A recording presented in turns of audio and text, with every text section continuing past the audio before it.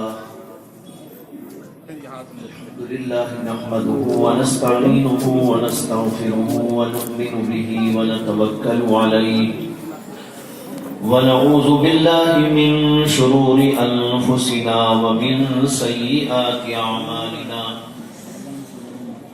من يهده الله فلا مضل له ومن يضلل فلا هادي له ونشهد أن لا إله إلا الله وحده لا شريك له ونشهد أن سيدنا ومولانا محمدا عبده ورسوله صلى الله عليه وعلى آله وأصحابه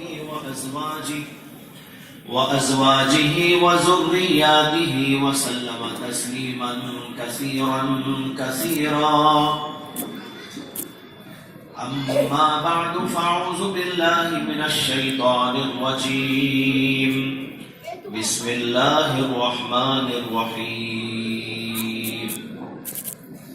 والتين والزيتون وطور سينين وهذا البلد الأمين لقد خلقنا الإنسان في أحسن تقويم ثم رددناه أسفل سافلين إلا الذين آمنوا وعملوا الصالحات فلهم أجر غير ممنون فما يكذبك بعد بالدين أليس الله بأحكم الحاكمين.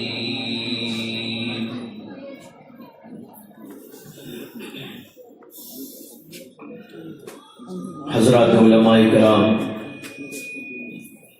بزرگان ملت، نوجوانان اسلام اور میری ماں اور بہنوں،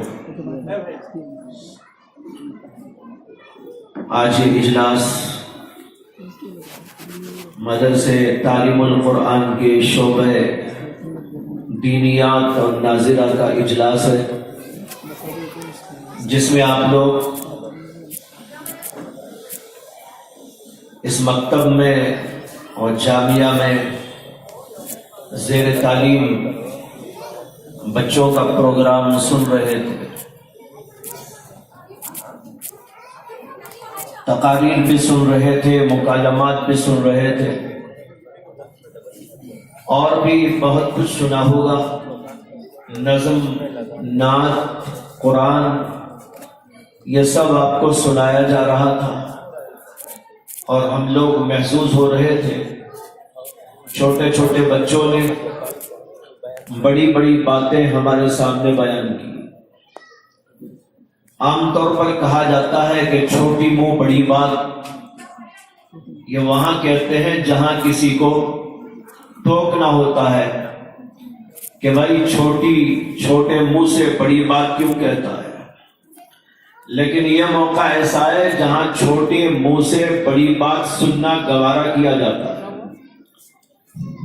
اور ہر آدمی چاہتا ہے کہ چھوٹے سے چھوٹے بچے سے میں اللہ کی بات، رسول اللہ صلی اللہ علیہ وسلم کی بات، دین کی بات سنوں، اور دین کا ہر پیغام، اللہ کا ہر قول و ارشاد، نبی اکرم صلی اللہ علیہ وسلم کی ہر بات بڑی ہی بڑی ہوتی ہے، چھوٹی کوئی نہیں ہوتی.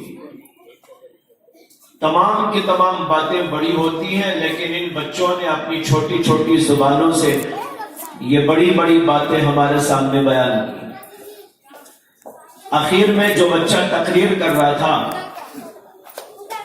اس نے اپنی تقریر کا عنوان قرآن کریم کی ایک سورت کو بنایا تھا.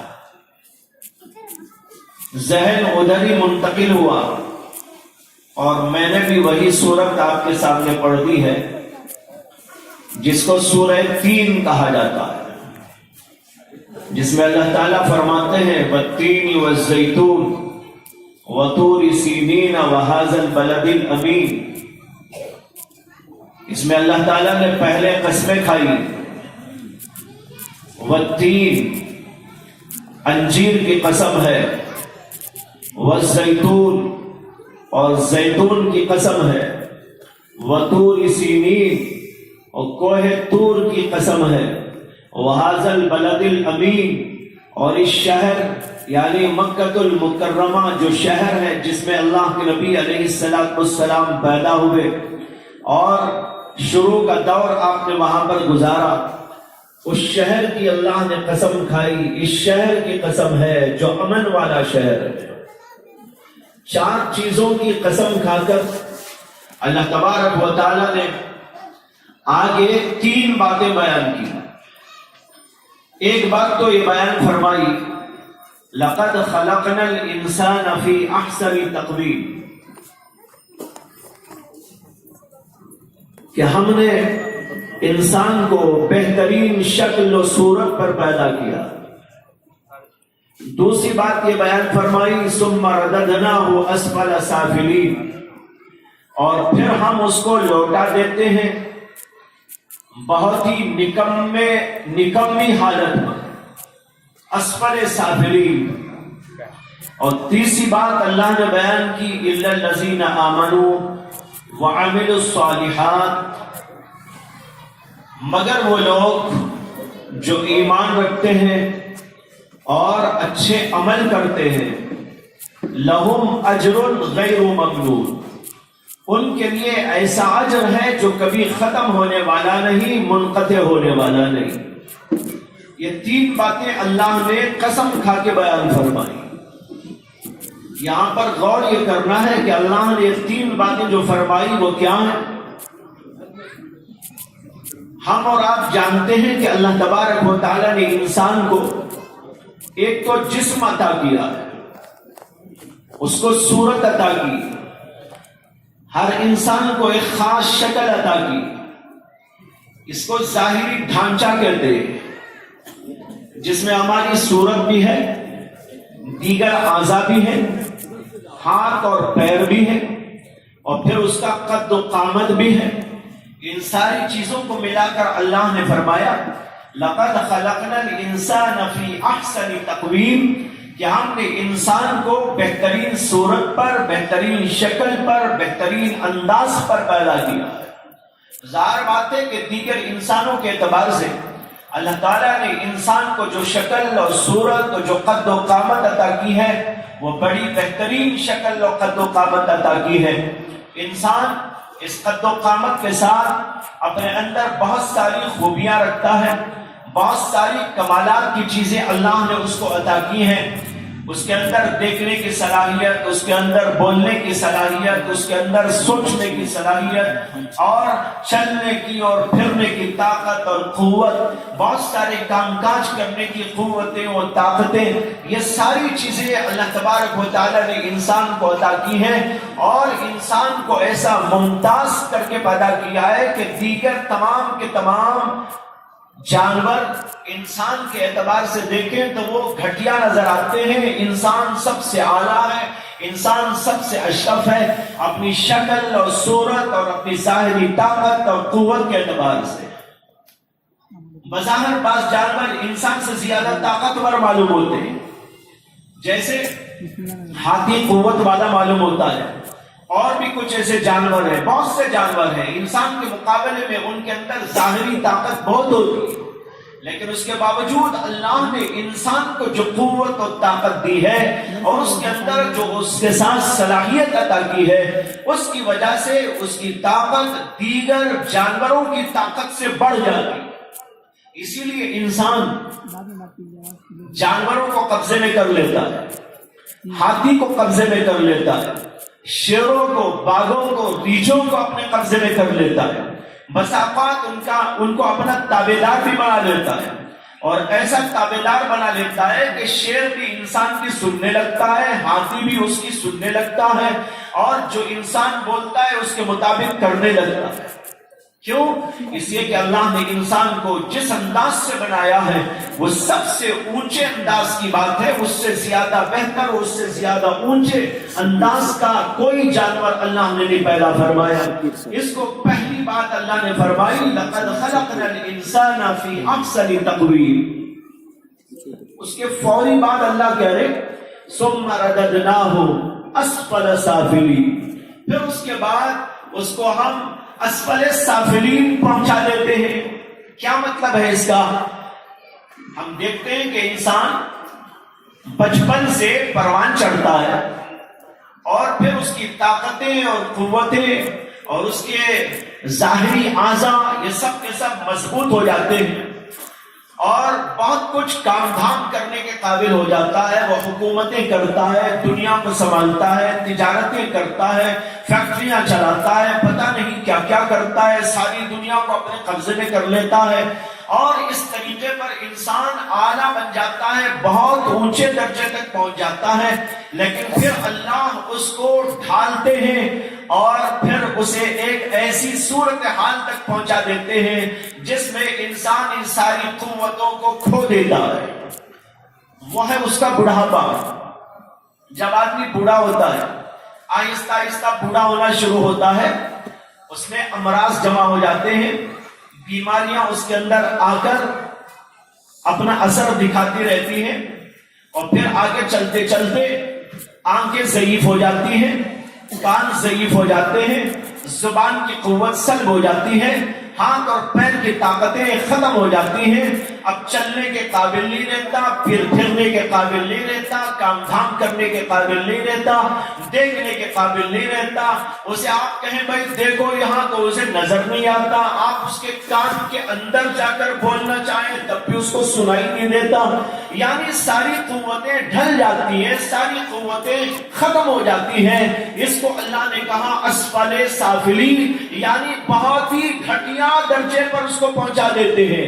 کہاں تھا وہ جوانی کا زمانہ, کہاں تھا وہ طاقتوں کا زمانہ, کہاں تھا اس کی قابلیتوں کا زمانہ, کہاں تھا اس کی عقل کا زمانہ, کہاں تھا اس کے اندر کی جو ہے کام کاج کرنے کی صلاحیتوں کا زمانہ.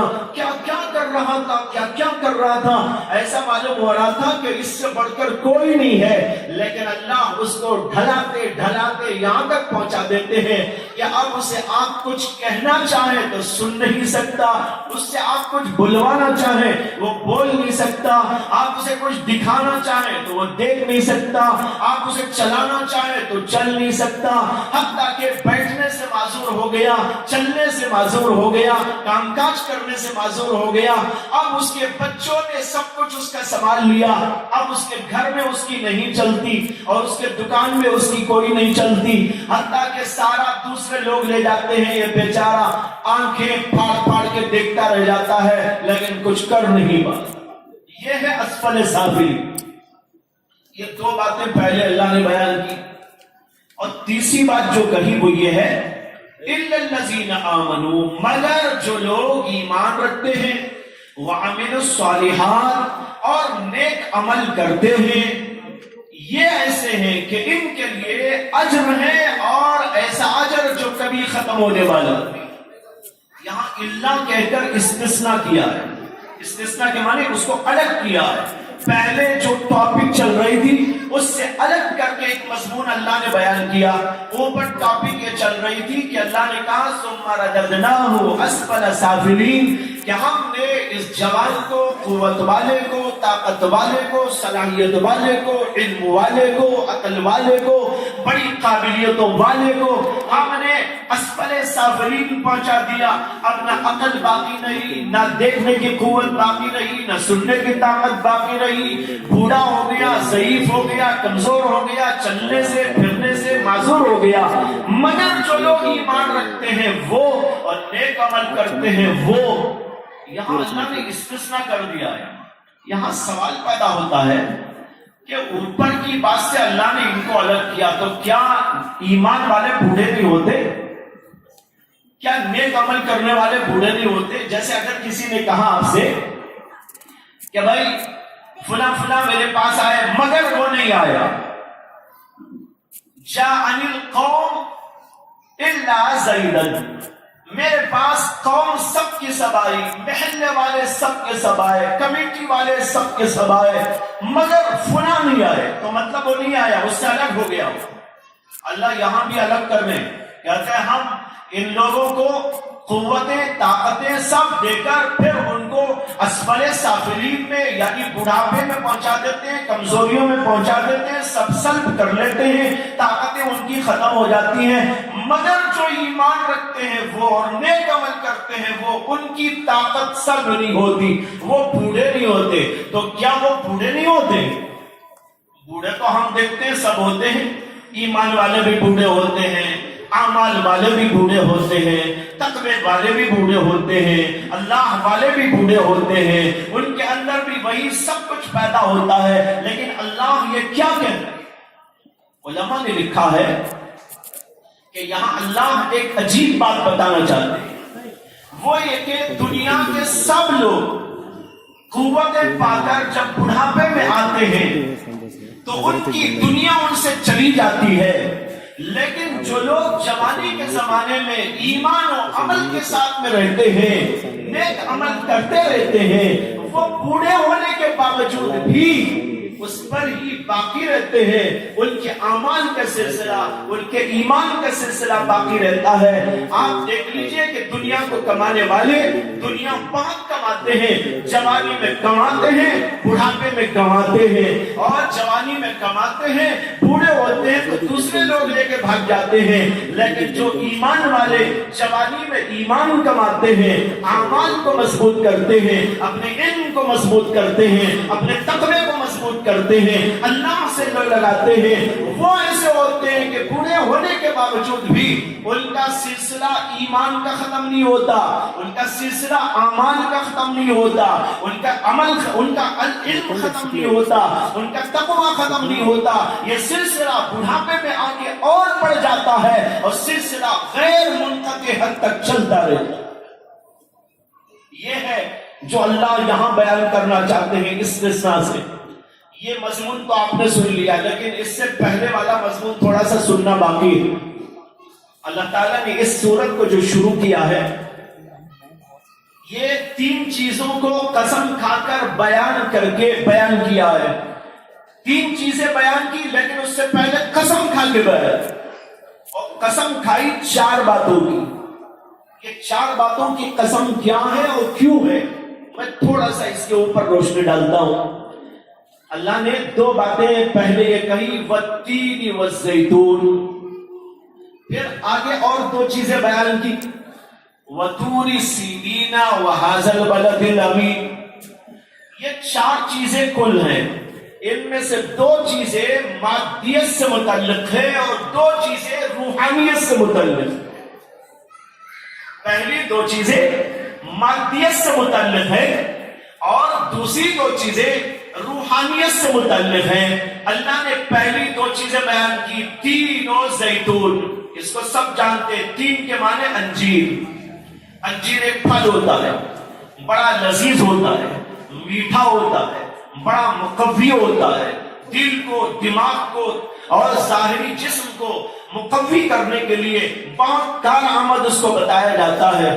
ایک اللہ نے اس کو بیان کیا اور دوسرے بیان کیا والزیتون، زیتون، یہ بھی بڑا بھاری پھل ہوتا ہے، اس کا تیل بھی استعمال کیا جاتا ہے، پھل بھی استعمال کیا جاتا ہے، اور اس کو بطور جو ہے تیل کے بھی استعمال کیا جاتا ہے، سالن کے طور بھی اس کے تیل کو استعمال کیا جاتا ہے، جسم کو لگانے، سر میں ڈالنے کے لیے بھی اس کو استعمال کیا جاتا ہے۔ حدیثوں میں آتا ہے کہ اللہ کے نبی علیہ السلام کو زیتون کا تیل بہت پسند تھا، زیتون کے تیل سے روٹی لگا کے کھایا کرتے تھے اور زیتون کا تیل سر میں ڈالا کرتے تھے، بدن پہ بھی ملا کرتے تھے۔ اس کی بڑی طاقتیں، قوتیں اور اس کے فضائل و فوائد لوگوں نے بیان فرمائے ہیں، اطباء نے بیان فرمائے ہیں۔ یہ 2 چیزیں اللہ نے پہلے بیان کی، یہ بتانے کے لیے کہ ایسی ایسی چیزوں کو میں نے اس عالم کے اندر پیدا کیا ہے، جیسے کہ زیتون کو پیدا کیا ہے، جیسے کہ انجیر کو پیدا کیا ہے، اور بھی ایسی بے شمار مادی چیزوں کو میں نے اس کائنات کے اندر پھیلایا ہے۔ کیوں پھیلایا ہے؟ تاکہ انسان کے کام آئے، اس کا جسم بڑھے، اس کے اندر قوت آئے، اس کے اندر طاقت آئے، اور پھر اس قوت و طاقت سے اس کی صلاحیتیں بنے، وہ دیکھنے والا بنے، وہ سننے والا بنے، وہ اچھی طرح کام دھام کرنے والا بنے، اس کے اعضاء کے اندر مضبوطی اور طاقت اور قوت پیدا ہو جائے اور دنیا کے کام دھندے کر سکے۔ اس لیے میں نے انجیر جیسی چیزوں کو اور زیتون جیسی چیزوں کو دنیا بھر کے اندر پھیلا رکھی ہے۔ بطور مثال ان 2 چیزوں کو پیش کر رہا ہوں، ایک انجیر کو پیش کر رہا ہوں، ایک زیتون کو پیش پیش کر رہا ہوں جو بڑی بھاری بھاری اشیاء ہیں اور ان کے اندر بڑی قوتیں اور بڑی طاقتیں ہیں، ان کو بطور مثال پیش کر رہا ہوں اور ان کی قسم کھا کے بول رہا ہوں۔ یہ ہمارے جسم کے لیے اللہ نے کہا، لیکن ہم جانتے ہیں صرف ہمارا جسم ہم نہیں ہے، صرف ہمارا جسم ہم نہیں ہے، ہم کچھ اور ہیں جو اس جسم کے اندر ہیں، اس کو ہم کہتے ہیں روح۔ اللہ نے روح کے لیے دو روحانی چیزوں کو بیان کیا، وہ ہے وَطُورِ سِینِینَ وَهَٰذَا الْبَلَدِ الْأَمِینِ۔ یہ دو مقامات کا ذکر ہے۔ ایک مقام طور سینین جہاں پر کہ حضرت موسیٰ علیہ السلام اللہ تعالیٰ سے ملاقات کرنے کے لیے جاتے تھے، انبیاء علیہ السلام بھی اس علاقے میں پیدا ہوئے، وہ پورے کا پورا علاقہ انبیاء کا مرکز تھا، بنی اسرائیل کا مرکز تھا، بنی اسرائیل کے بے شمار پیغمبر وہاں پر آئے، ان پیغمبروں پر اسی علاقے کے اندر خدا کی وحی نازل ہوئی۔ حضرت موسیٰ علیہ السلام کو کوہ طور پر بلا کر اللہ نے وحی کے طور پر اپنی کتاب نازل فرمائی جس کا نام تورات ہے۔ اس کے علاوہ جو پیغمبر اس کے اطراف میں جوانب میں پھیلے ہوئے تھے اور اپنے اپنے زمانے میں آتے رہے، اللہ نے ان کے اوپر بھی بہت ساری کتابیں اور اپنے وحی اور پیغامات کو نازل فرمایا۔ اس لیے ایک مقام ایسا ذکر کیا جہاں پر خدا کی وحی کا ایک طویل زمانے تک تسلسل باقی رہا، یہ ہے طور سینین۔ اور پھر آخری زمانے میں ہمارے اور آپ کے آقا محمد عربی صلی اللہ علیہ وسلم پر اللہ کی وحی نازل ہوئی اور اس کا سلسلہ جو شروع ہوا وہ مکہ المکرمہ میں شروع ہوا۔ اس لیے اس شہر کی اللہ نے قسم کھائی اور کہا وَهَٰذَا الْبَلَدِ الْأَمِینِ۔ یہ دو مقامات کا ذکر کر کے اللہ بتانا چاہتے ہیں جیسے میں نے تمہارے جسموں کے واسطے تین انجیل پیدا کیا، اسی طریقے پر تمہارے روحوں کے لیے آسمانوں سے نازل کرنے کے لیے دو مقامات کو منتخب کر کر پیغمبروں پر وحی کا سلسلہ نازل کیا اور تمہارے قلوب کو، تمہاری روحانیت کو تقویت دینے کا سامان پیدا کیا۔ یہ دو چیزیں ہیں، ایک مادیت اور ایک روحانیت۔ مادیت کو یعنی ہمارے جسم کو، ہمارے ظاہری اعضاء کو، ان سب چیزوں کو قوت و طاقت دینے کے لیے تین انجیل جیسی چیزیں اللہ نے پیدا کی، اور ہماری روحوں کے لیے جو سامان ہے وہ اللہ نے کبھی کوہ طور پہ نازل کیا تو کبھی محمد عربی صلی اللہ علیہ وسلم پر مکہ المکرمہ میں نازل فرمایا، اور اس طریقے پر یہ دونوں چیزیں اللہ نے دنیا میں جاری فرمائی۔ اب آپ اوپر سے اس کا تعلق سمجھ سکتے ہیں کہ اللہ نے چار چیزوں کی قسم کھائی، دو کا تعلق مادیات سے یعنی ہمارے جسموں سے، اور دو کا تعلق ہماری روحوں سے ہے، اور اللہ نے آگے یہی فرمایا ہے لَقَدْ خَلَقْنَا الْإِنسَانَ فِي أَحْسَنِ تَقْوِيمٍ۔ ہم نے انسان کو، یہ چار چیزوں کی قسم کھا کر میں کہتا ہوں کہ ہم نے انسان کو بہت اعلیٰ درجے کا پیدا کیا، بہترین انداز کا بنا کر پیدا کیا، قوت کے اعتبار سے، طاقت کے اعتبار سے، ظاہری قد و قامت کے اعتبار سے، اور اس کی شکل اور صورت کے اعتبار سے، ہر اعتبار سے ہم نے اس کو ممتاز بنا کر پیش کیا، دنیا میں ظاہر فرمایا۔ یہ اس لیے کہ اور جو ہے اس کو پیدا کر کے اس کے لیے سامان پہنچایا، وہ تین و زیتون کے اندر اس کا ذکر موجود ہے۔ لیکن آگے چل کر اللہ نے کہا إِلَّا الَّذِينَ آمَنُوا، اس کے اندر اس بات کا ذکر ہے کہ جو لوگ ایمان رکھتے ہیں، جو لوگ اعمال اختیار کرتے ہیں، یعنی اللہ کی وحی سے ربط پیدا کر لیتے ہیں، اللہ کے پیغمبروں سے ربط پیدا کرتے ہیں، اور اللہ کی طرف سے آنے والے احکامات کو لے کر زندگی گزارتے ہیں، وہ ایسے ہیں کہ ان کے اندر کوئی تبدیلی جوانی اور بڑھاپے کے اعتبار سے نہیں آیا کرتی۔ اگر کوئی آدمی جوانی کے اندر جو ہے ایمان والا ہے اور اعمال والا ہے، تقوی و طہارت والا ہے، نبی کا ماننے والا ہے، نبی کے علم کو لینے والا ہے، نبی کے احکامات پر چلنے والا ہے، تو بوڑھا ہونے سے یہ چیز بدلتی نہیں۔ لیکن بھائیو، دنیا کی جتنی چیزیں ہیں، تمہارا ظاہر ہو، تمہارا جسم ہو، تمہاری قوتیں ہو، تمہاری طاقتیں ہو، اور ان طاقتوں اور ان خوبیوں سے کمایا ہوا مال ہو، کمائی ہوئی اشیاء ہو، مکانات ہو، ان سب کے اندر بڑھاپے میں آ کر ضعف و کمزوری پیدا ہو جاتی ہے۔ لیکن جو آدمی اوپر سے اچھے اعمال کو لے کے اور ایمان کے ساتھ میں چلا رہا ہے، وہ بوڑھا ہونے کے بعد اس میں کوئی تبدیلی نہیں آئی۔ یہ ہے جو اس آیت کا مضمون ہے۔ اس سورت کا تفصیل کا وقت نہیں کہ مزید اس کے اوپر روشنی ڈالی جائے، لیکن اس وقت جو میں مضمون آپ کے سامنے پیش کرنے جا رہا ہوں، اس کے عنوان کے طور پر یہ سورت آپ کے سامنے میں نے پیش کی، اور اس سے ایک بات واضح طور پر ہماری سمجھ میں آ گئی، وہ یہ ہے کہ اللہ نے ہمارا جسم بھی بنایا ہے، ہماری روح بھی بنائی ہے، اور اللہ نے دونوں کے لیے سامان بھی دنیا میں نازل کیا ہے۔ ہمارے جسموں کے لیے بھی سامان پیدا کیا ہے، اور ہماری روحوں کے لیے بھی سامان پیدا کیا ہے۔ جسم کا سامان ہم کو نظر آ رہا ہے، کھانے کی اشیاء، پینے کی اشیاء، یہ ہوا، یہ روشنی، یہ مکانات، یہ کپڑے، یہ مختلف قسم کی کھانے اور پینے کی چیزیں، کہ یہاں سے تمہارے لیے کچھ آیا ہے، وہ تمہاری روحوں کو بنانے کے لیے، تمہارے دلوں کو بنانے کے لیے اللہ نے ایک علم نازل کیا۔ ایک علم وہ ہے جو تین وہ انجیر کا ہے اور چیزوں کا ہے، کھانے و پینے کا ہے۔ یہ جو علم ہے یہ آپ کے کالجز میں، یہ آپ کے دنیا کے اداروں میں، دنیاوی دانشگاہوں میں، اسکولوں اور کالجوں میں، ان جگہوں پر یہ علم ملتا ہے۔ کپڑوں کا علم، بدن کا علم، چیزوں کا علم، کھانے کا علم، پینے کا علم، اور اسی طریقے پر مکانات کا علم، جوتوں کا علم، پتہ نہیں کن کن چیزوں کا، یہ ساری چیزیں جو اللہ نے پیدا کی، اس علم کے لیے دنیا کے ادارے ہیں، وہاں سے وہ علم آپ کو ملے گا۔ لیکن وہ علم حاصل کرنے والا جب اس علم کو حاصل کر لیتا ہے تو بھائیوں یاد رکھنے کی بات یہ ہے کہ وہ علم مثلا ڈاکٹر بن گیا، انجینئر بن گیا، یا بیرسٹر بن گیا، لائر بن گیا، یا اور سائنسدان بن گیا، بہت بڑے بڑے علوم کا، فنون کا ایکسپرٹ ماہر بن گیا، لیکن یہ سارے علوم اسی وقت تک اس کے پاس میں رہتے ہیں جب تک کہ بوڑھا نہیں ہوتا۔ بوڑھا ہونے کے بعد یہ علم اس کو فائدہ نہیں دیتا۔ ثم رددناہ اسفل سافلین، جب اسفل سافلین کو پہنچ جاتا ہے، اب دیکھیے دنیا کے ادارے خود اسے ریجیکٹ کر دیتے،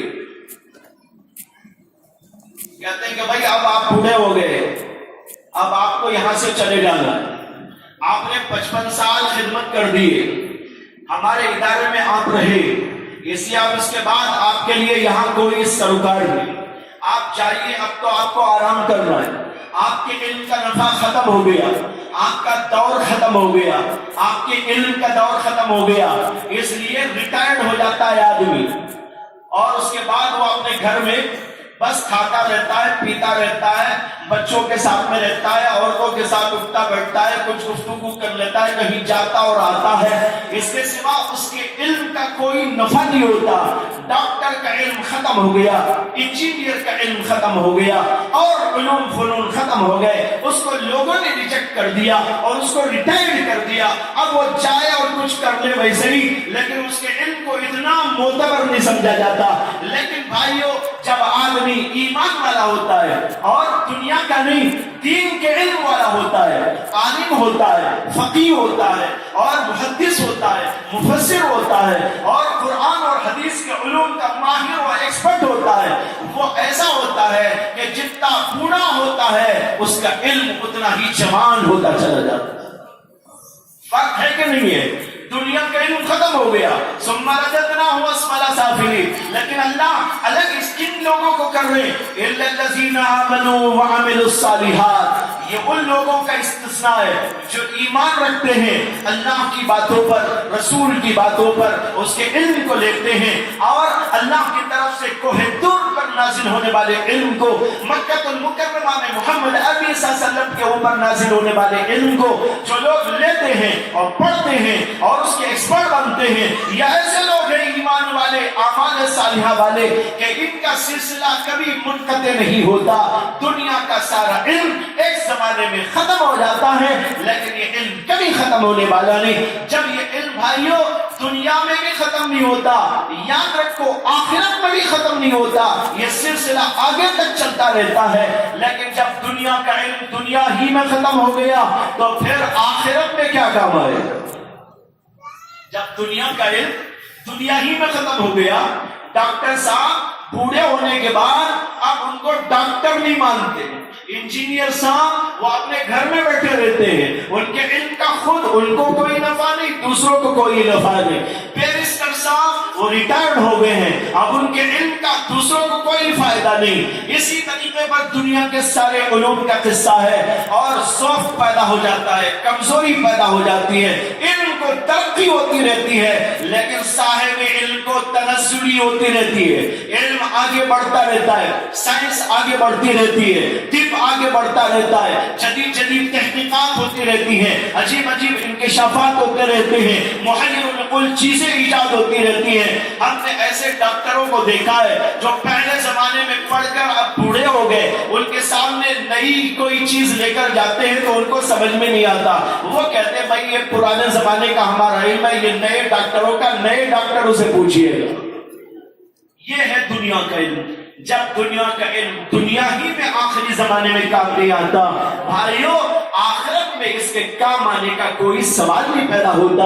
اب مجھے یہ عرض کرنا ہے آپ لوگوں سے, یہ نہیں عرض کرنا ہے کہ آپ ڈاکٹر نہ بنے, انجینئر نہ بنے, اپنے بچوں کو نہ پڑھائیں, دنیا کا علم ان کو نہ دے, اور ان دنیا کے علوم سے ان کو بالکل الگ تھلگ رکھ دیا کرے.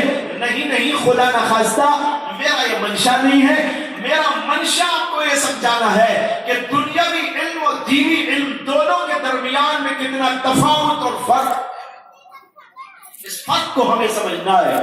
یہ دنیا کے علم دنیا میں کام آئے گا, وہ بھی ایک زمانے تک کام آئے گا, اور بوڑھے ہونے کے بعد وہ کام نہیں آئے گا. لیکن بھائیوں یہ علم دین ہمیشہ ہمیشہ کام آنے والا ہے, وہ کبھی ختم ہونے والا نہیں ہے, اس کا نفع کبھی ختم ہونے والا نہیں ہے, اور آخرت میں بھی یہ کام آنے والا ہے. اس لیے اپنے بچوں کو ڈاکٹر بنائیے, انجینئر بنائیے, اور بیرسٹر بنائیے, اور جو چاہے آپ بنائیے, لیکن ان سارے علوم و فنون کے ساتھ کبھی بچوں کو اس سے بے خبر نہ رکھیے کہ انبیاء کیا علم لے کر آئے, اور آخری زمانے میں محمد عربی صلی اللہ علیہ وسلم کیا علوم اور فنون لے کر آئے. قرآن کا علم ہر ایک کے لیے ضروری, حدیث کا علم ہر ایک کے لیے ضروری, مسائل کا علم ہر ایک کے لیے ضروری. اس لیے ضروری ہے یہ علم انسان کو اللہ تک پہنچاتا ہے اور اللہ کی اسے معرفت بخشتا ہے.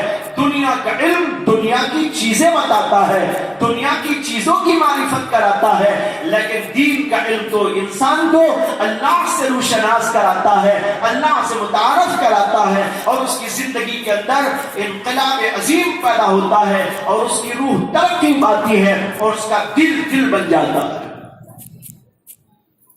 دنیا میں یہ اصول سب جانتے ہیں کہ کسی بھی چیز کی اہمیت اس چیز کے نفع سے تعلق رکھتی ہے. نفع جیسا اس علم کی ضرورت, اس چیز کی ضرورت اسی طرح مانی جاتی ہے. مثال کے طور پر ایک آدمی ہے جو جوتے بناتا ہے. جوتے بنانے کا جو علم ہے واقعی وہ بھی علم ہے, اس میں کوئی شبہ نہیں کہ ایک ضرورت ہے, اور اتنی وہ بھی ضرورت کی چیز کہ ہم میں سے ہر آدمی کو جوتے کی ضرورت ہے. اسے جوتے بنائے جاتے ہیں, جوتیاں بنانے والے موجود ہوتے ہیں. ایک یہ لوگ ہیں, ایک ضرورت کا کام وہ بھی کر رہے ہیں. ایک دوسرا آدمی ہے جو ہمارے کپڑے سینے والا ہے, جس کو ہم درزی کہتے ہیں, وہ بھی ہماری ایک ضرورت کو پورا کرتا ہے. لیکن اس کے باوجود ہر آدمی سمجھتا ہے کہ جوتے بنانے والے کے مقابلے میں کپڑے بنانے والا ذرا اعلیٰ ہے, عرفہ. کیوں؟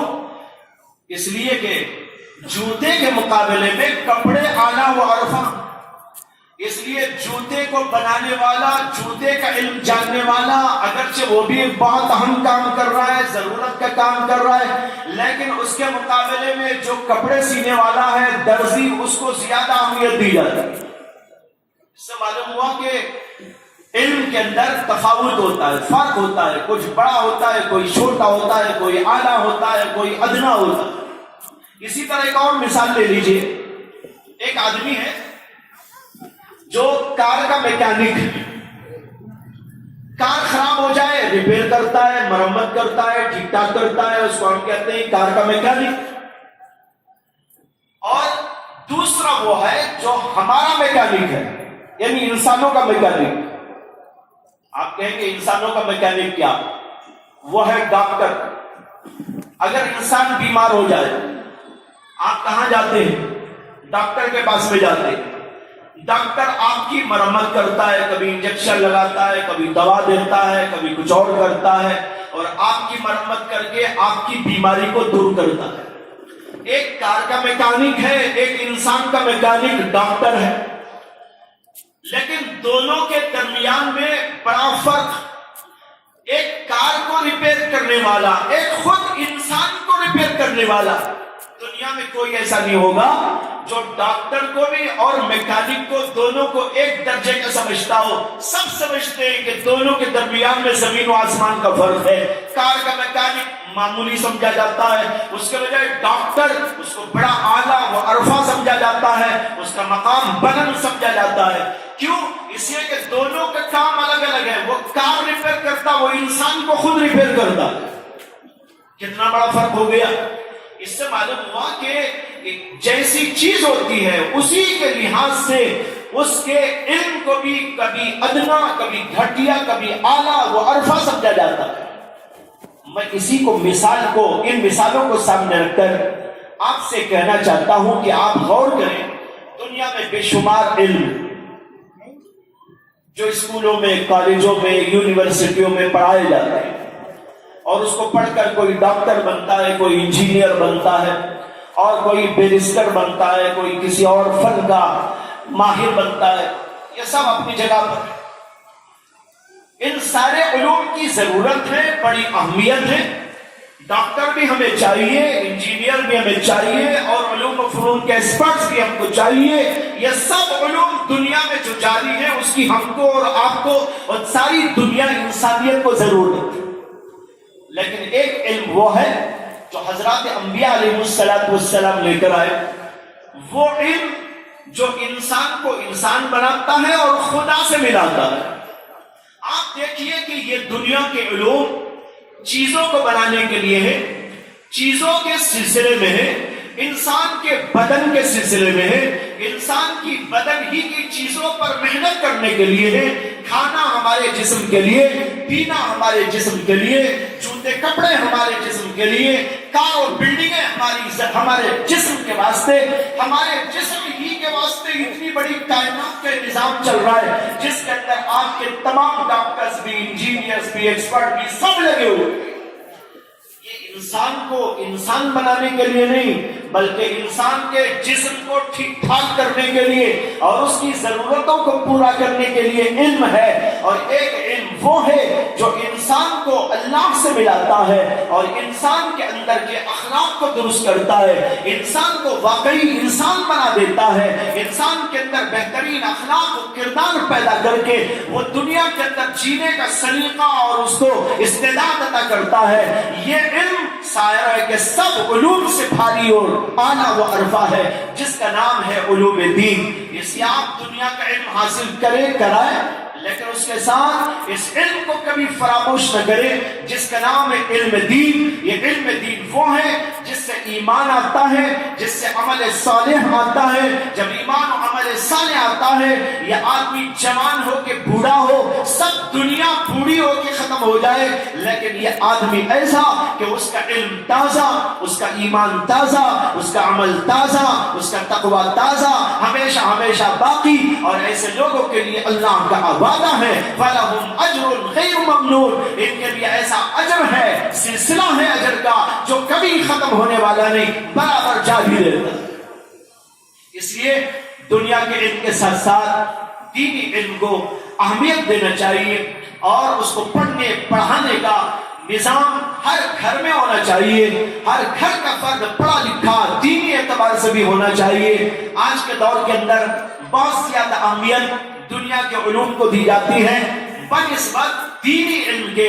کہ دینی علم کو معمولی سمجھتے ہیں، ہلکا سمجھتے ہیں، اور بعض تو نعوذ باللہ حقیر بھی سمجھنے لگتے ہیں۔ بھائیو، یہ علم سب سے اعلیٰ ہے، سب سے عرفہ ہے۔ ایک حدیث کے اندر آتا ہے، اللہ کے نبی علیہ السلام نے ارشاد فرمایا، العلم حیات الاسلام و عماد الایمان۔ حدیث کے الفاظ ہیں، اللہ کے نبی علیہ السلام نے فرمایا، العلم عماد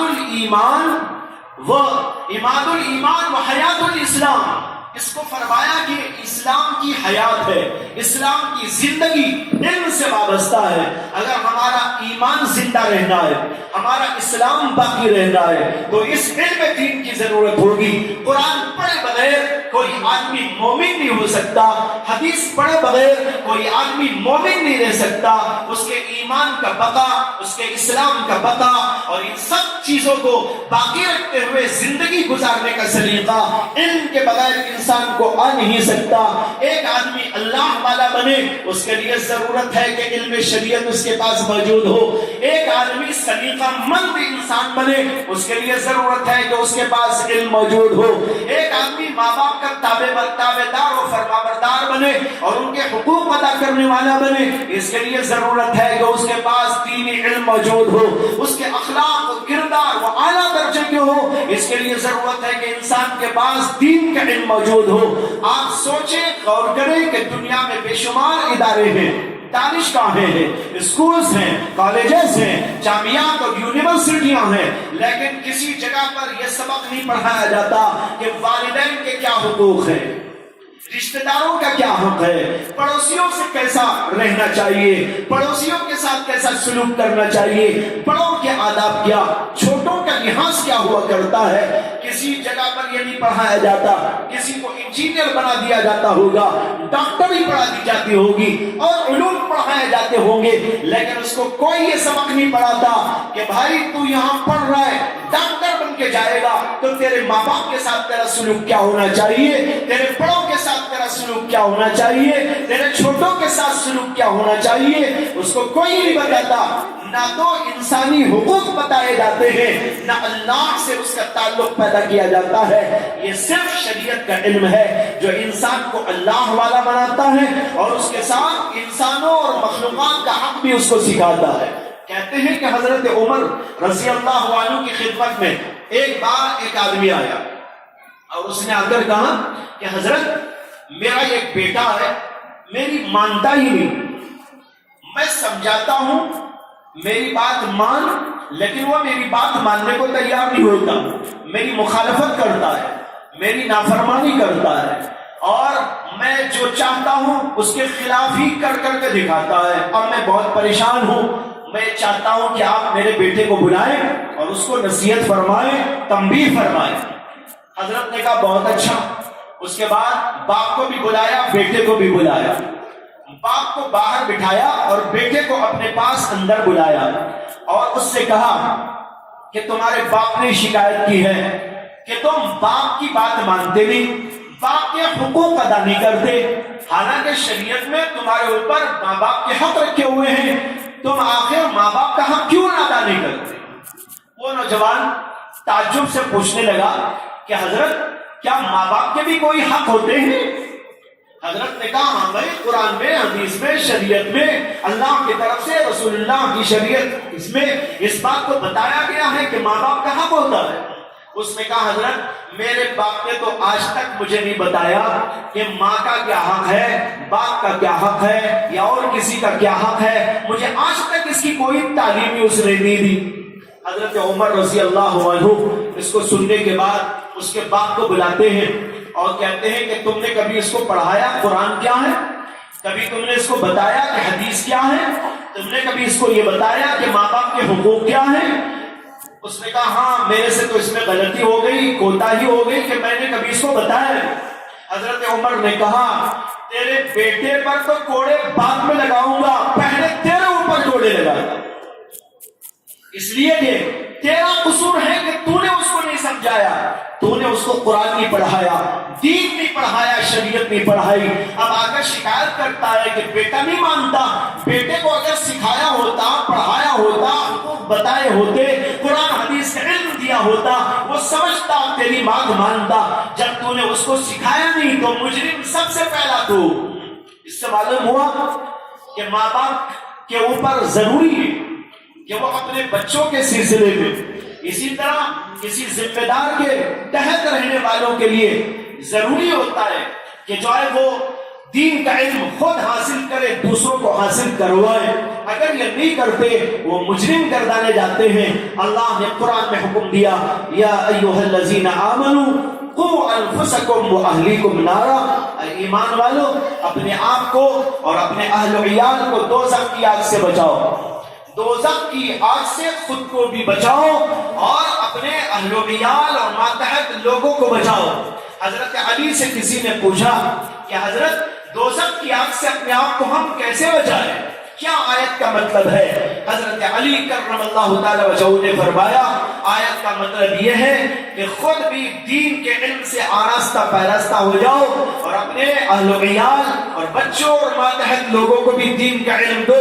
اگر تم نے خود دین کا علم حاصل کیا اور اپنے بچوں کو دین کا علم دیا تو دوزخ کی آگ سے بچنے کا ایک سامان تمہارے لیے پیدا ہو جائے گا. اور حدیث کے اندر آتا ہے اللہ کے نبی علیہ السلام نے فرمایا من سلک طریقا یلتمس فیہ علما سہل اللہ لہ طریقا الی الجنہ. اس آیت سے اس حدیث کو جوڑ کر دیکھیں کیا مفہوم نکلتا ہے. اللہ کے نبی علیہ السلام فرماتے ہیں کہ جو آدمی ایک ایسے راستے پر چلا جس میں اس کا مقصد ہے کہ میں علم دین حاصل کروں, علم حاصل کرنے نکل پڑا, علم حاصل کرنے چل پڑا, علم حاصل کرنے کی لائن پہ لگ گیا, علم حاصل کرنے کے راستے پہ پڑ گیا, اللہ کے نبی کہتے ہیں اس کے لیے اللہ جنت کا راستہ آسان بنا دیتے ہیں. معلوم ہوا علم دین حاصل کرنے پر انسان دوزخ سے بچتا ہے, اپنے آپ کو بھی بچاتا ہے. اگر بچوں کو علم دیتا ہے تو بچوں کو بھی اپنے بچا لیتا ہے اور اللہ اس کے لیے جنت کے راستے کو آسان کر دیتے ہیں. جنت کی ہم سب کو ضرورت ہے, دوزخ سے بچنا ہم سب کے لیے ضروری ہے, عورتوں کے لیے ضروری, اپنے بچوں کے لیے ضروری, بڑوں کے لیے ضروری, چھوٹوں کے لیے ضروری. اس لیے کہ ہم تو اللہ پر رسول اللہ پر ایمان رکھنے والے. کون مسلمان ہوگا جو کہے گا میں دوزخ میں چلا جاتا ہوں, کوئی مظاہرہ نہیں. لا حول ولا قوت الا باللہ. قرآن میں یہ بات اللہ تبارک و تعالی نے ان لوگوں کے حق میں کہی ہے جو کافر اور مشرک اور اللہ کے باغی و سرکش ہوتے. اللہ نے ان کا جملہ نقل کیا, ان کے بارے میں فرمایا ہے فما اصبرهم علی النار, یہ دوزخ پر کیسے صابر بنے بیٹھے ہوئے, دوزخ میں جانے تیار بیٹھے. ڈال دے اللہ ہم کو دوزخ میں, جہاں ڈالنا چاہتا ہے ڈال دے. ہم تو ایمان لانا نہیں چاہتے, ہم تو نیک عمل کرنا نہیں چاہتے, ہم دین کی طرف آنا نہیں چاہتے, جہاں چاہے ڈال دے. اللہ کہتے ہیں یہ لوگ کس قدر صبر کیے بیٹھے ہیں دوزخ کی آگ میں جلنے پر. یہ مسلمان کی شان نہیں ہوا کرتی. مسلمان ڈرتا ہے دوزخ سے اور جنت میں جانے کا خواہشمند ہوا کرتا ہے. اللہ کے نبی علیہ السلام دعا مانگا کرتے تھے اللہم انی اسألک الجنہ, اے اللہ میں تیرے سے سوال کرتا ہوں کہ جنت عطا فرما دے. اور دعا کرتے تھے اللہم انی اعوذ بک من النار, اے اللہ میں دوزخ سے پناہ مانگتا ہوں. حدیثوں میں آتا ہے اللہ کے نبی علیہ السلام کبھی دوزخ کو یاد کرتے, آیتیں وہ پڑھتے جس میں دوزخ کا تذکرہ ہے. آپ گھبراتے, پریشان ہوتے, رونے لگتے, اللہ سے التجائیں کرتے, پناہ مانگا کرتے تھے. حدیث کے اندر صاف آیا کہ آپ پڑھتے چلے جاتے تھے آیات, اور جہاں آیتیں آتی تھی رحمت کی وہاں پر اللہ سے رحمت کا سوال کرتے, جنت کا ذکر آتا جنت کا سوال کرتے, اور دوزخ کا ذکر آتا اللہ سے پناہ مانگتے, عذابات کا تذکرہ ہوتا اللہ سے پناہ مانگتے. بھائیوں ہم کو بھی دوزخ سے پناہ مانگنا ہے.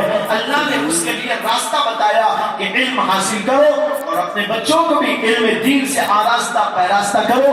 آراستہ پیراستہ کرنے سے یہ ہوگا وہ اللہ کو پہچانیں گے, خود بھی ہم اللہ کو پہچانیں گے اور ہماری زندگی ٹھیک ٹھیک گزرے گی.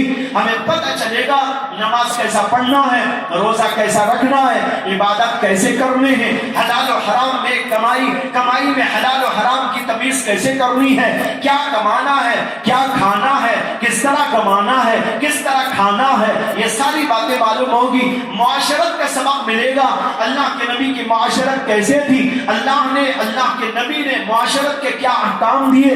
آج مسلمان کو ان سب چیزوں کی ضرورت ہے، لیکن کس قدر افسوس ہے کہ مسلمانوں کا ایک بہت بڑا طبقہ، کہہ نہیں سکتے کہ کتنا، ایسا معلوم ہوتا ہے 90% طبقہ ایسا ہے جو دینی علوم سے بالکل بے بہرا اور بالکل دور ہے، اور کچھ چیزوں کو جان کر سمجھ گیا کہ میں تو دین کا علم حاصل کر لیا ہوں۔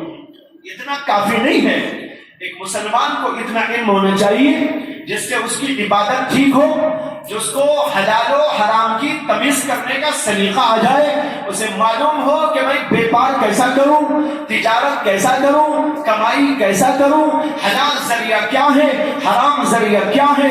حضرت عمر کے بارے میں آتا ہے، جب کوئی آدمی مدینے کے بازار میں دکان لگا کے بیٹھنا چاہتا، حضرت عمر اس سے پوچھتے کہ تمہارے پاس علم دین کی ڈگری ہے کہ نہیں۔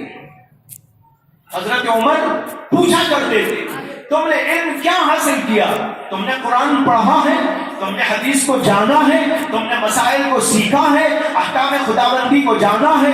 آدمی اگر کہتا ہاں میں نے فلاں سے یہ علم حاصل کیا، تب تو اس کو اجازت دیتے تھے، ہاں تم یہاں دکان چلا سکتے ہو۔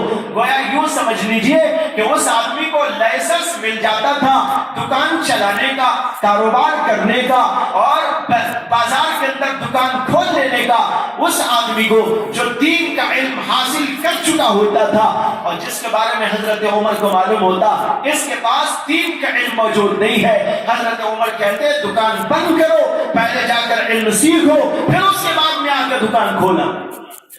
لیکن آج کتنے مسلمان ہیں جن کو اس بات کا علم ہے کہ حلال و حرام کے کیا مسائل ہیں؟ کچھ پتہ نہیں ہے، بس الٹے سیدھے کرتے چلے جا رہے ہیں۔ اور بعض ایسے لوگ جو آپس میں مل کر کچھ تجارتیں کرتے ہیں، وہ بھی عجیب و غریب غلط فہمیوں میں مبتلا ہے۔ غالباً چند ماہ پہلے، 6 ماہ 7 ماہ پہلے 2 نوجوان میرے پاس آئے، انہوں نے آ کر کہا کہ ہم دونوں اشتراک سے، شرکت سے کاروبار کرتے تھے، 2-3 سال سے ہم اپنا کاروبار دونوں مل کے کر رہے، ان کے اتنے لاکھ لگے ہیں، میرے اتنے لاکھ لگے ہیں، لیکن اب تھوڑا سا ایک مسئلے میں اختلاف آ گیا ہے، اس مسئلے کو حل کرنے کے لیے آپ کے پاس میں آئے ہیں، آپ ہمارا تصفیہ کر دیں۔ میں نے کہا بھائی دونوں کے دونوں تیار ہیں کہ میری بات آپ مانیں گے؟ انہوں نے کہا ہاں دونوں ہم تیار ہیں، اور اسی لیے آپ کے پاس آ گئے۔ پھر میں نے ان سے تفصیل پوچھی، وہ مسئلہ اختلافی کیا تھا وہ تو اب نہیں بیان کرنا ہے مجھے، جو بیان کرنا وہ سمجھیے کہ ان سے میں نے پوچھا اچھا آپ لوگ کیسا تجارت کرتے تھے؟ تو انہوں نے کہا انہوں نے اتنے لاکھ ڈالے، میں نے اتنے لاکھ ڈالے، اور ہم کاروبار فلاں چیز کا کرتے تھے۔ ایک ماہ میں جو ایک ان میں سے کاروبار کرتا تھا، دوسرا جو آدمی ہے وہ سلیپنگ پارٹنر تھا، یعنی وہ کاروبار میں شریک نہیں تھا، صرف پیسے لگایا ہوا تھا، کام دوسرا کرتا تھا۔ اب ان میں کسی معاملے میں اختلاف آ گیا، لیکن تفصیل انہوں نے یہ بیان کی کہ ہم دونوں اس طرح کاروبار کر رہے تھے، اور جو ہے نفع میں ہم دونوں کی شرکت تھی، اور نفع اس طرح تقسیم کرتے تھے کہ ایک مہینے میں وہ جو بیپار کر رہا تھا وہ کہہ رہا تھا مجھ سے، ایک مہینے میں میں ان کو 100 روپے زیادہ دے دیتا تھا، اور ایک مہینے میں 100 روپے کم دے دیتا تھا۔ میں نے کہا کہ بھائی 100 روپے کم اور زیادہ کیوں دیتے تھے آپ؟ تو اس نے کہا کہ میں نے علماء سے سنا ہے مسئلہ کہ متعین نفع نہیں دینا چاہیے، اس لیے غیر متعین کرنے کے لیے کبھی 100 بڑھ کے دیتا تھا، کبھی 100 نیچے کر دیتا تھا۔ میں نے کہا لا حول ولا قوت الا باللہ، اس سے تو تمہارا مسئلہ حلال نہیں ہوا۔ اب تک جتنا کاروبار تم نے کیا پورا حرام اور سودی کاروبار۔ بیچارے دونوں نمازی، دونوں پرہیزگار ہیں، دونوں اللہ کو ماننے والے ہیں، دل کے اندر اچھی نیتیں بھی ہیں، حلال کاروبار کا شوق بھی ہے، لیکن علم دین نہ ہونے کا نتیجہ دیکھیے، حرام کھاتے رہے اتنے سالوں تک۔ معلوم ہوا علم دین کا جاننا ضروری ہے، اگر علم دین نہیں جانے گا پتہ نہیں چلے گا اسے حلال کیا ہے حرام کیا ہے۔ اسی طریقے پر معاشرت کہ آپس میں رہن سہن، بیوی کے ساتھ، بچوں کے ساتھ، گھریلو ماحول کیسا ہونا چاہیے، اس کے بارے میں آج بے شمار لوگ کچھ نہیں جانتے۔ اللہ کے رسول کا اسوہ کیا، کبھی حدیث پڑھی ہو اور کبھی دین کا پیغام ان کے پاس میں آیا ہو، صحابہ کے احوال آئے ہو، تب تو وہ جانتے، لیکن ایسی زندگی کر رہے ہیں کہ کچھ پتہ ہی نہیں۔ پڑھے ہوئے کالج میں پڑھے، جا کر شادی ہو گئی، اب انہیں پتہ نہیں بیوی کا حق کیا، لڑکی کو پتہ نہیں شوہر کا حق کیا، دونوں آپس میں اس طرح رہتے ہیں ایک دوسرے کے حق ادا کرنے سے بالکل غافل اور بالکل جاہل۔ یہ لوگ جب آپس میں رہتے ہیں اختلاف ہو جاتا ہے، وہ اس کا حق ادا نہیں کرتا، وہ اس کا حق ادا نہیں کرتی، نتیجہ ہوتا ہے کہ اختلافات پیدا ہوتے ہیں اور پھر دونوں آپس میں الگ ہونے کے لیے کوششیں کرنے لگتے ہیں۔ یہ سارے حالات کیوں آ رہے ہیں؟ ہماری معاشرت کے لیے جو ایک گھمبیر سے مسئلے پیدا ہو گئے، اور آج معاشرت کے عنوان پر، مسلم پرسنل کے عنوان پر بہت سارے لوگوں نے لکھنا اور اسلام کے سلسلے میں کچھ بولنا شروع کر دیا ہے، میڈیا والوں نے اسلام کو بدنام کرنا شروع کر ڈالا ہے۔ اس کے پیچھے ہمارا بھی تو تھوڑا بہت ہاتھ ہے کہ ہم نے اپنی معاشرت کو خراب کیا۔ طلاق کا مسئلہ لے لیجئے، خلا کا مسئلہ لے لیجئے، اور کچھ ایسے مسئلے کو لے لیجئے، ہم نے ان سارے مسائل کو بگاڑ رکھا ہے۔ جب بگاڑ دیا، لوگوں کے پاس وہ مسائل پہنچے اور انہوں نے پہلے ہی یہ طے کر رکھا تھا کوئی بھی موقع ملے گا اسلام کو بدنام کریں گے، مسلمانوں کو بدنام کریں گے، ان کو ہم نے موقع فراہم کر دیا اسلام کو بدنام کرتے۔ اس لیے بھائیوں، یہ ساری چیزیں ضروری ہیں، معاشرت کا سیکھنا بھی ضروری ہے، معاملات کا جاننا بھی ضروری ہے، اخلاق کو جاننا بھی ضروری ہے، اور عبادات کو جاننا بھی ضروری ہے۔ یہ ساری چیزیں جانے بغیر، علم دین کی روشنی میں حل کیے بغیر ہم صحیح معنی میں مسلمان نہیں بن سکتے۔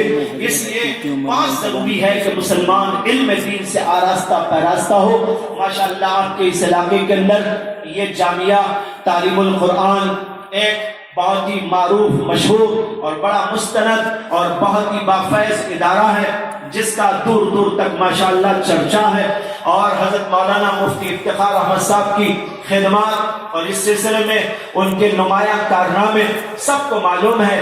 بچے یہاں پر کافی بڑی تعداد کے اندر پڑھتے ہیں، 600 650 بچے، اور ان بچوں کو قرآن اور دینی علوم سے آراستہ پیراستہ کیا جاتا ہے، اور بہترین انداز سے قرآن کریم کی تعلیم ہوتی ہے۔ قرآن کریم کو بہترین انداز سے پڑھنا ضروری، جس کو کہتے ہیں تجوید کے ساتھ پڑھنا۔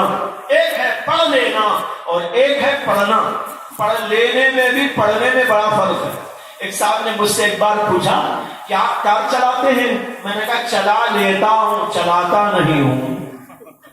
چلا لیتا ہوں، کام چلا لینا جس کو کہتے ہیں۔ بھائی ایک ہوتا ہے چلانا اور ایک ہوتا ہے کام چلا لینا۔ یہ کام چلاؤ نہیں ہے، یہ تو واقعی سیکھنے کی ضرورت ہے، باقاعدہ سیکھنا پڑتا ہے۔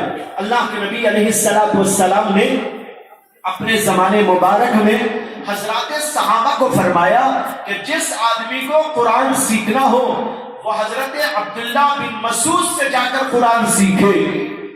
سوچنے کی بات ہے کہ وہ لوگ صحابہ سب کے سب عربی پڑھنے والے، جاننے والے تھے، ان کی زبان عربی تھی، زبان بولتے تھے عربی، لیکن اس کے باوجود اللہ کے نبی نے کہا جس کو قرآن پڑھنا ہو وہ عبداللہ بن مسعود سے جا کر سیکھے۔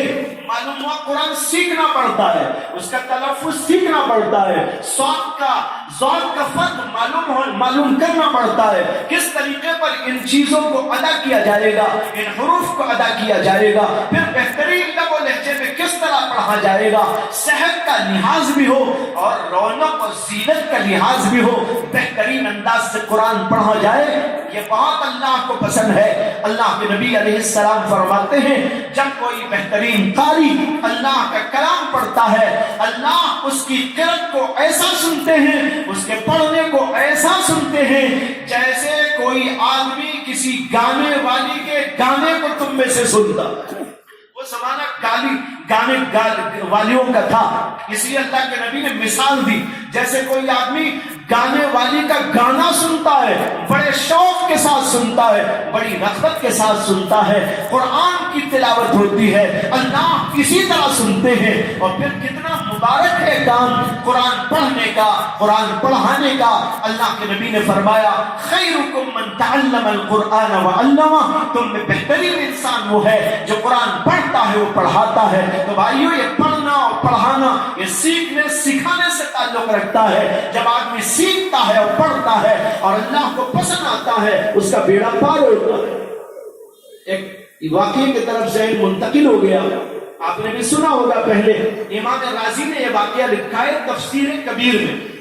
واقعہ لکھا ہے کہ کسی زمانے کے پیغمبر ایک جگہ پر تشریف لے جا رہے تھے، راستے میں قبرستان آیا، قبرستان سے گزرتے ہوئے ان کو پتہ چلا، اللہ کی وحی سے ان کو معلوم ہوا کہ ایک قبر والے پر عذاب قبر ہو رہا، تو جو ہے وہ اس کو دیکھ کر آگے بڑھ گئے۔